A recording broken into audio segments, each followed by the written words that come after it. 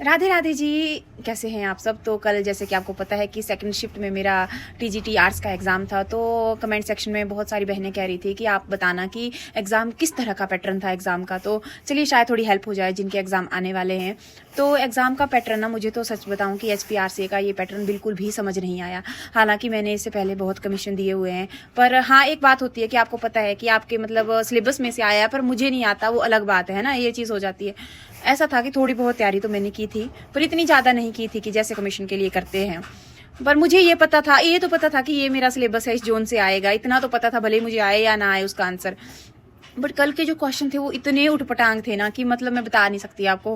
क्या था कि सबसे ज़्यादा जो इकोनॉमिक्स पूछी गई थी, वो जो मेरा सब्जेक्ट ही नहीं था, वो तो मैंने मतलब इतना मेरी इकोनॉमिक्स में पकड़ नहीं है भाई, सच्ची सी बात है, सीधी सी बात है।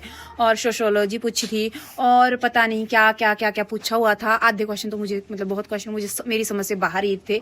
और मतलब जो हमारे मेन सब्जेक्ट थे, हिस्ट्री, 4-5 क्वेश्चन हिस्ट्री से थे, 4-5 क्वेश्चन जियोग्राफी से थे, और 3-4 क्वेश्चन हिंदी से थे। और हिंदी और इंग्लिश का तो मतलब बहुत इजी पैटर्न था। हिंदी और इंग्लिश का तो 5th लेवल का पैटर्न था, जो मतलब उन्होंने हिंदी इंग्लिश डाल, मुहावरों के अर्थ हो गए। और लास्ट में इंग्लिश का एक पैराग्राफ था, उसमें से जो थे हमने क्वेश्चंस के आंसर देने थे, वो इंग्लिश का था। और कुछ इनटू मतलब ऐसे आसान ही था इंग्लिश और हिंदी का।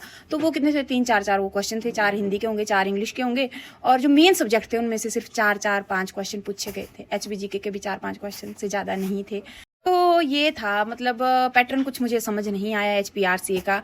और बाकी आप अपने हिसाब से मतलब देख सकते हैं। इकोनॉमिक्स हिमाचल की जो हिस्ट्री से, वहाँ से 2-3 क्वेश्चन पूछे गए थे, बस यही था। बाकी सारा बाहर से ही आया था। मेंस जो सब्जेक्ट्स थे उनसे 4-4 5-5 क्वेश्चन आए हुए थे।